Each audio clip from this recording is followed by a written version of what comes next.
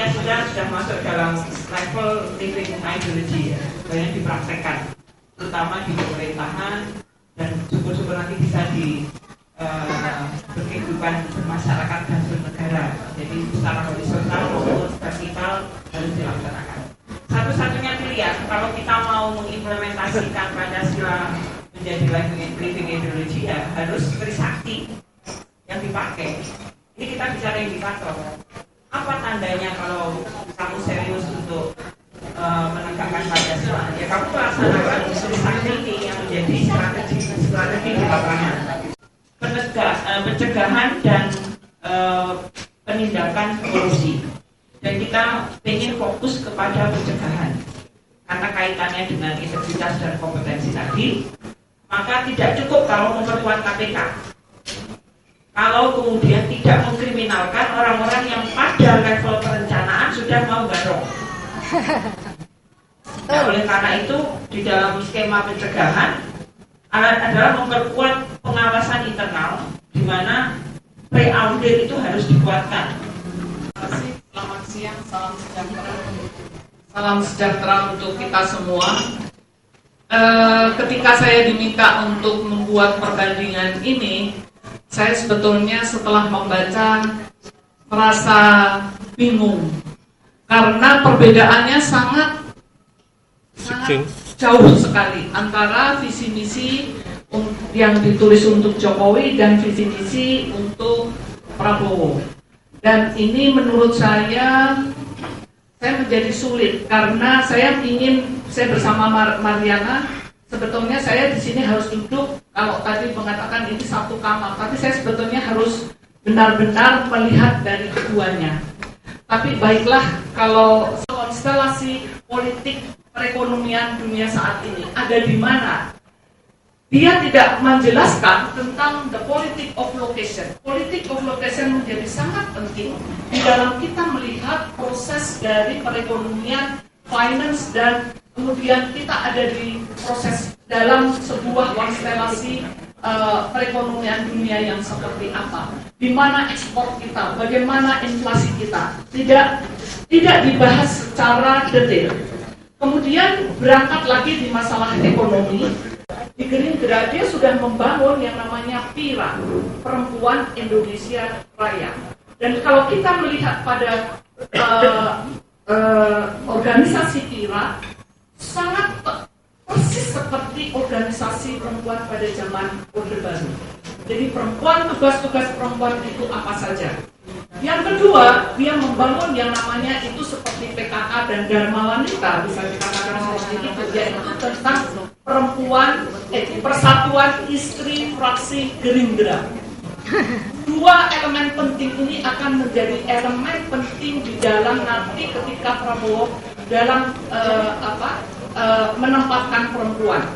Sehingga saya menyatakan bahwa di dalam visi misi Prabowo atau Prabowo dan Hatta Rajasa, dua capres ini, perempuan bukan dilihat sebagai individu yang berdaulat, yang merdeka, tetapi dia adalah bagian dari seluruh pembangunan nasionalisme bangsa. Sehingga kalau saya akan mengatakan bahwa perempuan akan bisa mudah menjadi objek dari seluruh kekerasan. Dia akan mudah diperlakukan karena dia bukan individu yang mandiri, yang berdaulat, yang merdeka. Karena di dalam seluruh visi misi dia, perempuan hanya disebutkan dalam pasal 5, dalam ayat 5 pasal 2 yang menempatkan perempuan sebagai kelompok rentan. Saya bukannya mengatakan bahwa saya mungkin boleh kemudian dikatakan pendukung Jokowi, tetapi saya melihat bagaimana visi misi Jokowi yang berjalan di atas amanat konstitusi. Karena amanat konstitusi, Anda bisa membaca di sini, kalau mengatakan amanat konstitusi artinya adalah basisnya adalah Undang-Undang Dasar 45. Dan dalam Undang-Undang Dasar 45 di situ tertuang bagaimana negara ini akan digagas ke depannya, bagaimana negara akan dibangun. atau sebagai penunjuk arah jalan. Dikatakan adalah jalan perubahan. Dan jalan perubahan Jokowi adalah sebuah ideologi, membangun ideologi, di mana ideologi ini disebutkan di dalam visi misi Jokowi dan JK bahwa ideologi Indonesia ini kita miskin di dalam ideologi. Kita tidak punya dari basis ideologi.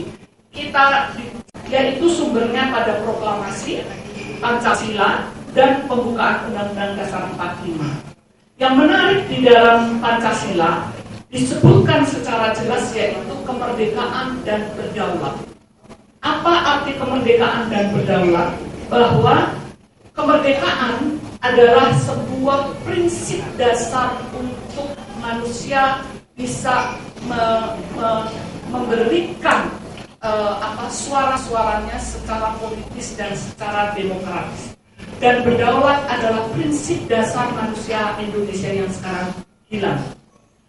Persoalan bangsa yang dibangun di dalam visi misi Jokowi disebutkan adalah perosotnya kewibawaan, melemahnya sendi-sendi perekonomian nasional, intoleransi, krisis kepribadian dan kebangsaan. Kita melihat semua baru-baru ini kemarin di Yogyakarta, dan pagi tadi sejumlah ibu-ibu tua lansia yang akan melakukan ibadah di sebuah gereja Kristen Jawa dibubarkan oleh sekelompok orang dan tidak boleh lagi untuk beribadah. Kemudian dia patung-patung Yesus, patung-patung salib itu dicopot semua. Itu di gereja Kristen Jawa di Yogyakarta. Artinya intoleransi menjadi persoalan penting pada saat ini, dan bagaimana intoleransi ini dipakai oleh kelompok-kelompok tertentu untuk kepentingan, untuk politik, membangun politik identitas.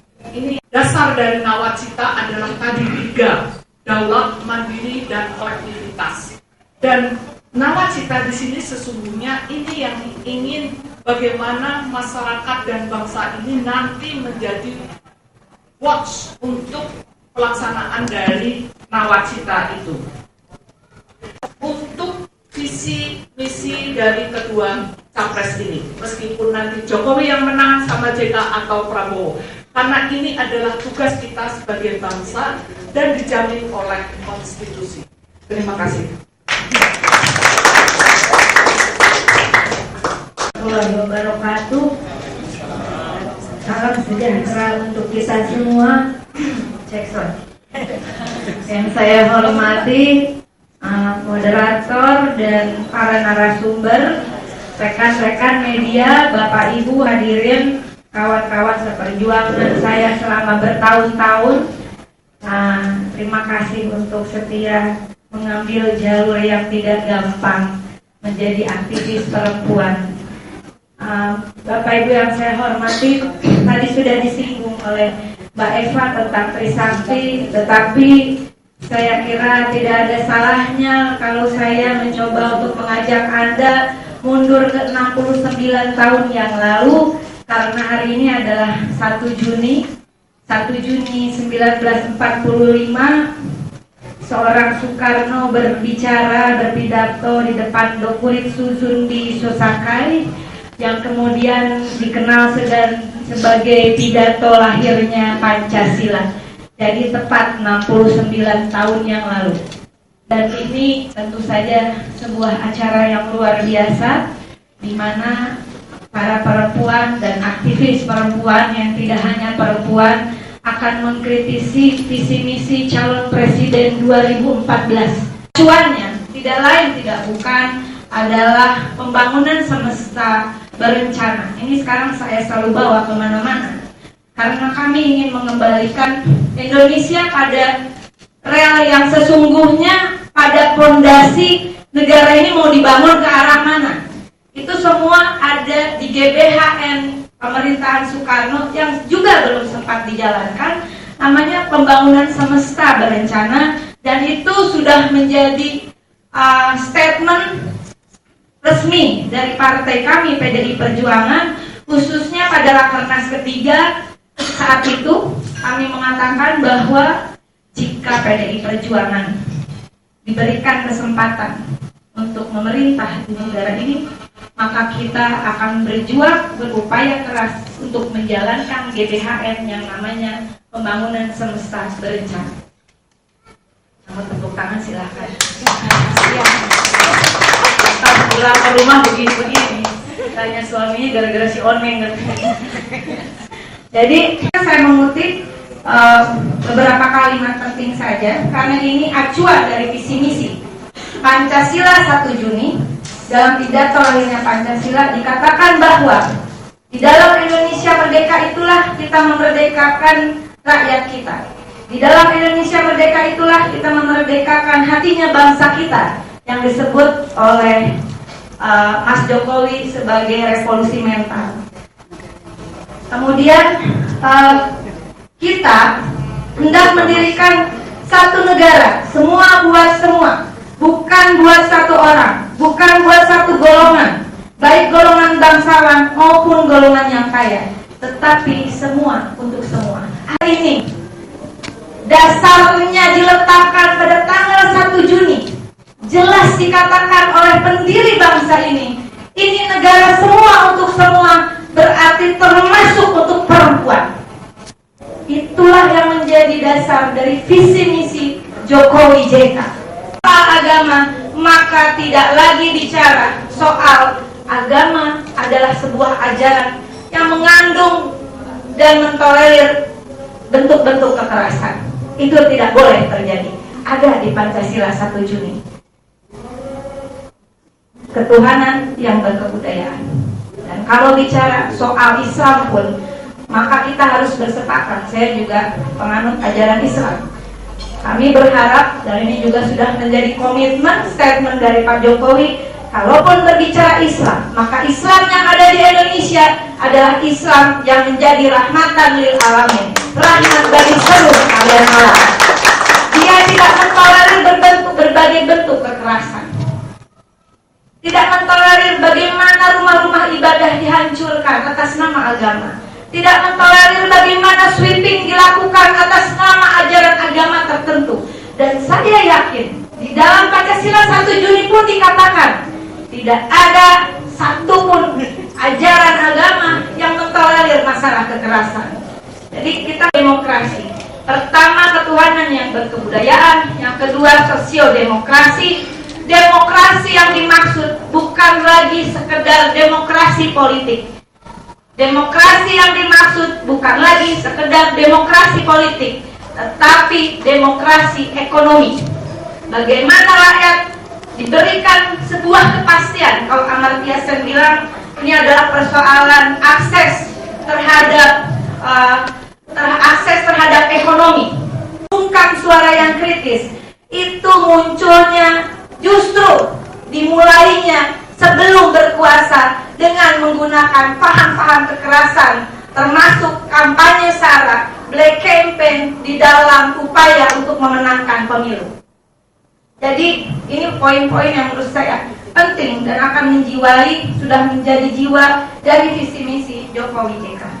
Nah, program-program ini rinci dikatakan bahwa kita ingin memproduksi sendiri transportasi laut kita.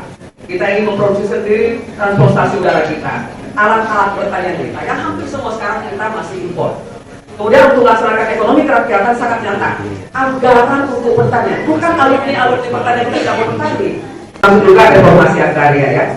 Kemudian untuk peralatan pangan, kita ini harus mengubah mindset kita. Sampai saat ini kita masih kadang-kadang merasa makan makanan yang impor itu lebih hebat. Jadi memang kita harus selalu membangun nasionalisme kita bahwa sesungguhnya kita bisa memproduksi pangan yang lebih sehat, yang lebih murah, dan bukan hanya itu, membuka kesempatan bagi orang-orang kita untuk bekerja. Nah, telur ikan daging, mencetak 2 juta hektar untuk aren bumi kayu, sagu, sorghum dan sebagainya, mendirikan kilang minyak pabrik ini sangat betul. Dan ini sudah didiskusikan. Diskusi pertama dengan sekitar 1.000 guru-guru besar dari berbagai kampus universitas, dan itu sudah dikelilingkan ke berbagai. Sekarang misalnya dari 6 juru bicara yang dipilih itu 2 di antara 6 adalah perempuan. Saya kira itu bentuk komitmen untuk memperlihatkan bahwa perempuan memang diberi ruang nanti untuk menyampaikan, dan saya yakin juga nanti melaksanakan visi-misinya. Saya kira demikian. Terima kasih. Assalamualaikum warahmatullahi wabarakatuh. Pertanyaan pertama, saya tertarik di pemaparan visi misi Jokowi JK mengenai perhatiannya terhadap kepemiluan. Di situ ditulis bahwa kita merujuk kepada pelembagaan Bawaslu atau pengawas pemilu itu punya sejarah. Justru pengawasan pemilu secara lembaga dari pemerintah adalah perpanjangan tangan kuasa Orde Baru untuk mengontrol hasil pemilu pasca reformasi. Nah, apakah mau minta penjelasan mengenai makna pengawasan pemilu ini kan untuk misi Prabowo Hatta? Bahwa saya khawatir dengan masih sedikitnya hal perempuan di visi misinya. Ini semacam keterkaitan kalau kita merujuk pada survei terhadap pemilih, partai-partai yang berkoalisi dengan Prabowo Hatta itu partai-partai yang pemilihnya mayoritas laki-laki, bukan lebih banyak perempuan dan bukan seimbang. Tapi secara gender pemilih partai-partai koalisi Prabowo Hatta lebih banyak pemilihnya laki-laki. Saya kesimpulan cepat-cepatnya di sini ada keterkaitan target pertumbuhan ekonomi dari Jokowi JK selama 5 tahun berturut-turut. Terus dari persentase target yang ditargetkan itu kira-kira berapa persen yang baik dalam proses pemenuhan maupun efeknya itu lebih mengena ke perempuan. Terus balik ke sebenarnya berapa sih persentase pertumbuhan ekonomi yang dinikmati perempuan selama ini. Terus menurut Mbak Ege sebagai aktivis perempuan, idealnya persentase pertumbuhan ekonomi yang mesti dinikmati perempuan berapa persen? Bu Ita, pemaparan yang luar biasa dengan semangat yang luar biasa. Tapi dari pemaparan Bu Ita saya jadi mikir, ya mohon maaf kalau pikiran saya salah, kayaknya Pancasila itu salah. Dan namanya bukan salah, kurang efektif karena dia tidak menjabarkan bagaimana dasar dari poin-poinnya, terus bagaimana dasar pemenuhannya. Kayak Bu Ita bilang kalau Prabowo Hatta itu terlalu kecil, terlalu dikit, cuma sekian halaman. Karena menurut saya visi misi adalah poin, sementara penjabaran pelaksanaan dasarnya itu bukan dari visi misi. Takut baca slide. Mungkin karena Prabowo itu gini Bu Ita, Prabowo itu selalu ingin mengidentikan dirinya dengan Soekarno. Jadi dia nggak bicara inflasi, karena menurut saya pertumbuhan perekonomian itu ada 2 indikator, yaitu pertumbuhan ekonomi dan inflasi. Ketika dia berbicara fokus pada pertumbuhan ekonomi dan dia mengatakan inflasi, itu tidak salah-salah amat, karena zaman Soekarno juga inflasi kita beratus persen loh. Pertanyaan selanjutnya, saya penggemar Bung Hatta. Terus Ibu tadi bilang kalau Prabowo itu tidak menyentuh sistem ekonomi kerakyatan. Sementara Ibu bilang Prabowo itu ngomong koperasi. Apa yang salah dengan koperasi? Karena selama ini saya menilai koperasi itu menyentuh lingkup ekonomi kerakyatan. Terima kasih. Selanjutnya tadi saya tunjuk, maaf Pak,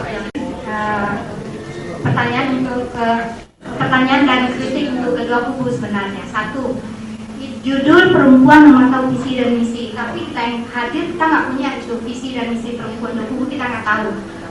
Baru kubu Jokowi yang nyebarin setengah dari visi misi Jokowi yang ada. Kemudian dari Prahara, benar-benar Prahara Bu. Soalnya Ibu tadi banyak ngomong, menurut saya, maaf dokter, tadi Ibu dokter banyak mengatakan bisa dilihat di buku dan tidak ngambang, tidak fokus soal perempuan yang kita bicarakan hari ini. Jadi Ibu lebih banyak, menurut saya Ibu lebih banyak membicarakan visi misi Prabowo secara garis besar. Sementara kita maunya Bu, itu yang perempuannya mana gitu loh. Nah, hanya itu pertanyaan kedua kepada Jokowi. Itu yang CC 3 Bu, kalau nggak salah, menyatakan bahwa siap untuk membuka kasus tragedi Mei. CC 3 Bu, kalau saya nggak salah, kalau ingatan saya. Tragedi Mei. Di situ yang saya ragukan gini loh Bu. Saya percaya dengan Jokowi dan Hatta, Jokowi dan JK. Cuman jenderal-jenderalnya itu di mana Bu? Hendro Priyono dan kawan-kawannya itu loh Bu. Bisa nggak pihak Jokowi berkomitmen kalau itu bisa diangkat kasusnya? Dan apa jaminannya? Cuman itu. Terima kasih. Saya persilahkan pada narasumber untuk menjawab. Mungkin mulai dengan implikasi kepemerataan, yaitu program pengangguran bisa turun 3-4% dari yang sekarang. Kemudian biaya logistik yang merupakan high cost ekonomi, sumber high cost ekonomi kita upayakan dengan meningkatkan daya saing internasional. 5 tidak dijabarkan landasan dan pola Itu kerja. kan cara berpikir Anda. Saya meyakini bahwa Pancasila itu adalah sumber dari jalan perubahan. Dan Pancasila, saya tadi sudah katakan sejarah, itu 5 sila seperti tadi dikatakan Eva tadi. Bahwa tetapi sekarang bagaimana sebetulnya kalau dari perspektif perempuan, bagaimana Pancasila itu bisa menjadi utuh sehingga perempuan dan laki-laki mempunyai akses, mempunyai manfaat yang besar dari keberadaan Pancasila. Selama ini kan Pancasila itu diartikan dari kacamata tadi maskulin, dari kacamata patriarki, sehingga perempuan tidak mempunyai Pancasila. Padahal Pancasila dirumuskan oleh para pendiri bangsa ini adalah untuk laki dan perempuan, untuk seluruh bangsa Indonesia. Visi misi yang terlalu sempit dengan perbandingan visi misi yang menjabarkan dasar gitu. Anda menyederhanakan. Yang ingin saya katakan, analogi. Yang saya ingin katakan bahwa kalau dibandingkan dengan visi misi yang ditulis, tadi Ibu Marwah mengatakan ternyata ini dijabarkan lagi dalam bentuk buku. Tapi yang kita baca ini kan fakta. Kita baca 9 halaman dan ini tidak sangat ringkas sekali. Bahkan kalau saya mau mengatakan perempuan di sini dirumuskan sebagai kelompok rentan dan dia harus dilindungi. Artinya kemerdekaan, kedaulatan perempuan, independensi perempuan tidak ada di dalam visi misinya Prabowo Hatta Rajasa. Saya mau mengatakan saya setuju dengan Mas yang pertama tadi bahwa tentang masculinity, bahwa kalau saya boleh katakan visi misi yang ditulis oleh Prabowo Hatta Rajasa ini sangat berbau dengan visi dengan pendekatan masculinity, dan ini sangat berbahaya karena pendekatan cara berpikir masculinity ini akan diikuti dengan pembentukan institusi masculinity. Dan masculinity yang sudah terjadi, artinya kalau dilihat secara semua, dia tidak memberikan ruang-ruang kepada kelompok-kelompok masyarakat yang ada. Jadi hanya dikategorikan laki perempuan saja. Perempuan pun tidak disebut, hanya di dalam satu nomor, di nomor 2 tadi sudah saya sebutkan.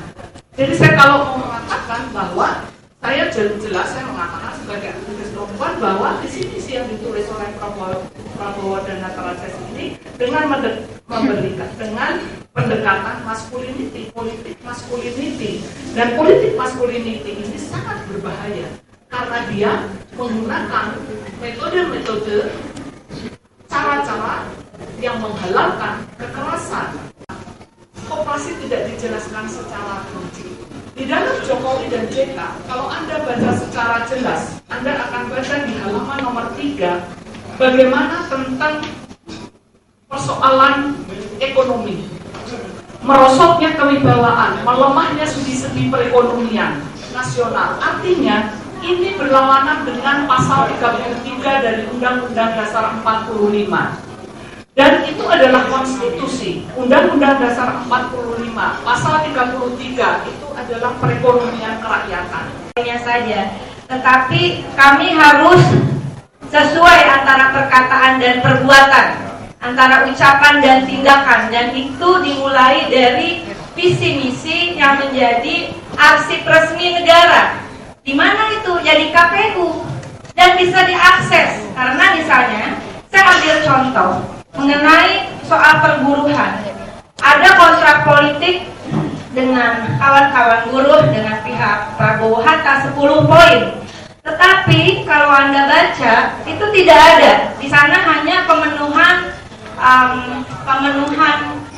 hak-hak buruh. Yang mana kami tidak ingin bahwa kalau ini nanti katakanlah kita menang, rakyat bisa menuntut. Disitulah letak bagaimana rakyat dilibatkan dalam tadi kami katakan sosiodemokrasi yang kita maksud. Sekedar ucapan itu tidak bisa dipertanggungjawabkan. Tapi kalau sudah jadi dokumen resmi negara, inilah pertanggungjawaban kami secara politis. Lalu kemudian persoalan TKI. Jauh-jauh hari kita sudah berbicara. Silakan buka rekaman persidangan Komisi 9. Kita yang mengajukan revisi Undang-Undang Penempatan dan Perlindungan TKI di luar negeri. Februari 1950 dalam pembukaan sidang Parlemen RI, Soekarno ini ngomong, setelah ini siapkanlah undang-undang tentang jaminan sosial dan undang-undang tentang sistem pengupahan. Tahun 1950. Lalu kapan undang-undangnya ada? Undang-undangnya ada 19 Oktober 2004. Di hari terakhir Megawati Soekarno Putri jadi presiden. Ibu Mega mengatakan, saya tidak jadi lagi presiden, maka seluruh rakyat harus mendapatkan 5 jaminan seumur hidupnya yang disebut jaminan dari lahir hingga lahat. Jaminan kesehatan, kecelakaan kerja, pensiun, hari tua, dan kematian. Namun ketika memang nggak terpilih lagi, dan undang-undangnya tidak dijalankan oleh SBY. Lalu untuk pertama kalinya citizen lawsuit yang dilakukan oleh warga negara Indonesia berbagai elemen dimenangkan di PN Jakarta Pusat yang menyatakan bahwa SBY tidak menjalankan undang-undang SJSN.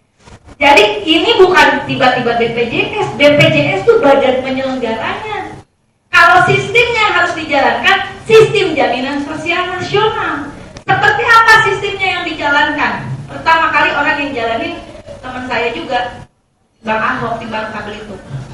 Lalu kemudian Jokowi di Solo. Jokowi sudah menjalankan, termasuk di DKI dengan Kartu Jakarta Sehat sebelum 1 Januari 2014. Jokowi sudah menjalankan, dan nanti apa yang akan dilakukan untuk jaminan kesehatan dasar? Kita akan berjuang keras. Kita sudah hitung kalau preminya per orang atau biayanya per orang 19.255 per bulan, maka seharusnya negaralah yang menanggung seluruh jaminan kesehatan dasar seluruh rakyatnya. Jadi kami yakin bahwa salah satu syarat agar yaitu jas merah jangan sekali-kali merupakan sejarah. Berarti hari ini saya ingat ya. Pertama, harus ada rekonsiliasi nasional, iya. Tetapi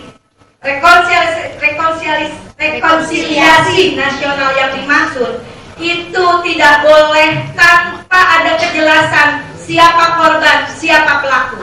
Itu yang pertama. Yang kedua, tentu saja dalam penegakan hak asasi manusia seperti yang terjadi di seluruh dunia, ketika terjadi genosid, pembunuhan terhadap rakyatnya sendiri. Anda lihat para pelaku pembantaian Nazi sampai tua ompong reot juga dikejar. Ya, artinya dalam penegakan hak asasi manusia, bagi kami satu syarat yang pasti akan kita perjuangkan adalah tidak bolehnya hadir kembali impunitas di Republik ini. Terima kasih. Belum ya. Menjalankan yang diomongin Komnas HAM sekarang. Oke, ini prediksi kalau ada pengadilan ini nggak jalan gitu loh. Penyelesaiannya nggak jalan, itu kuncinya. Nah, ternyata Pak SBY nggak pernah mau bikin itu, jadi nggak jalan-jalan gitu loh. Sebenarnya seperti itu. Tadi tidak saya berikan waktu untuk pers ya, nanti setelah ini ya, setelah saya tutup untuk bisa interview. Yang menjadi salah satu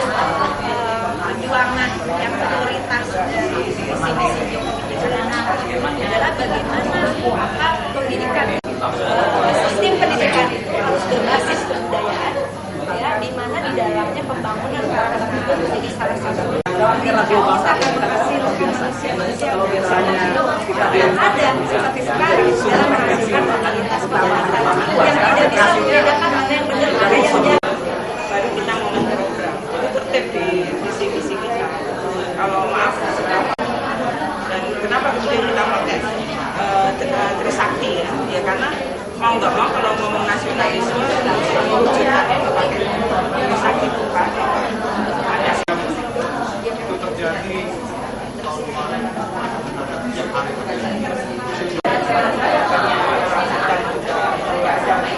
bukan hanya manusia ya, karena lingkungan juga embedded di dalam kita mewujudkan manusia dan masyarakat yang ada salah dan sosialisasi dalam pemerintahan. Jadi yang satu adalah tentang penertiban legislasi. Sudah ada presidennya, sudah ada kejadian sebelumnya. Ada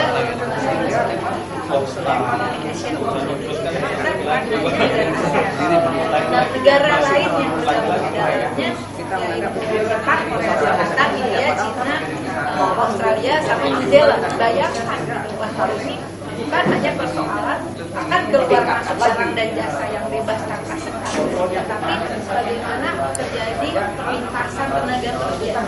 Sekarang pertanyaannya, apakah Indonesia ada progresif yang ada, tetapi mereka adalah disebut mayoritas kategorinya 3D, Dirty, Dangerous, and Difficult. Mereka yang kerja di 3 wilayah itu, artinya